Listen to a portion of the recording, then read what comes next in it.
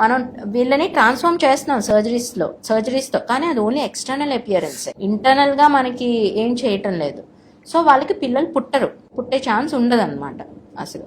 Same అలానే female to male, same వాళ్ళలో కూడా అంతే.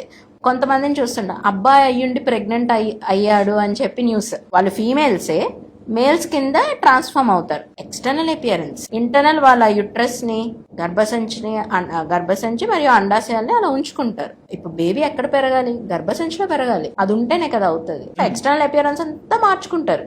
బ్రెస్ట్ రిమూవ్ చేయించేసుకుంటారు, అంత ఫేషియల్ ఫీచర్స్ అవన్నీ చేయించుకుంటారు. సో పర్వాలేదు.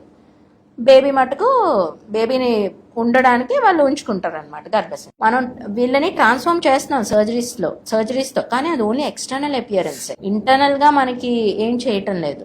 సో వాళ్ళకి పిల్లలు పుట్టే ఛాన్స్ ఉండదు అనమాట అసలు. సేమ్ అలానే ఫీమేల్ టు మేల్, సేమ్ వాళ్ళలో కూడా అంతే.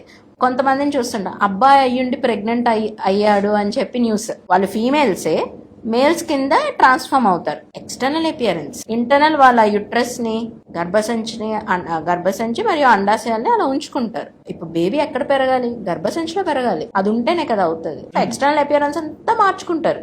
బ్రెస్ట్ రిమూవ్ చేయించేసుకుంటారు, అంత ఫేషియల్ ఫీచర్స్ అవన్నీ చేయించుకుంటారు. సో పర్వాలేదు.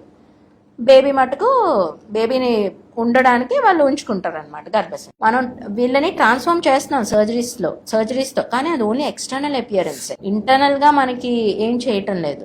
సో వాళ్ళకి పిల్లలు పుట్టే ఛాన్స్ ఉండదు అనమాట అసలు. సేమ్ అలానే ఫీమేల్ టు మేల్, సేమ్ వాళ్ళలో కూడా అంతే.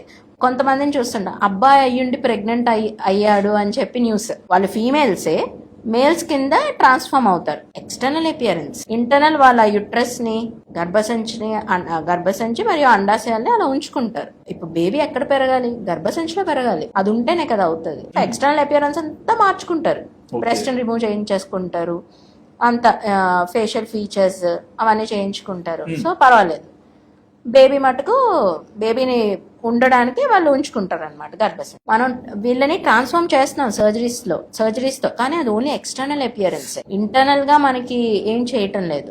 సో వాళ్ళకి పిల్లలు పుట్టే ఛాన్స్ ఉండదు అనమాట అసలు. సేమ్ అలానే ఫీమేల్ టు మేల్, సేమ్ వాళ్ళలో కూడా అంతే. కొంతమందిని చూస్తుండ అబ్బాయి అయ్యుండి ప్రెగ్నెంట్ అయ్యాడు అని చెప్పి న్యూస్. వాళ్ళు ఫీమేల్సే మేల్స్ కింద ట్రాన్స్ఫార్మ్ అవుతారు. ఎక్స్టర్నల్ అపియరెన్స్, ఇంటర్నల్ వాళ్ళ యుట్రస్ ని, గర్భసంచి మరియు అండాశయాల్ని అలా ఉంచుకుంటారు. ఇప్పుడు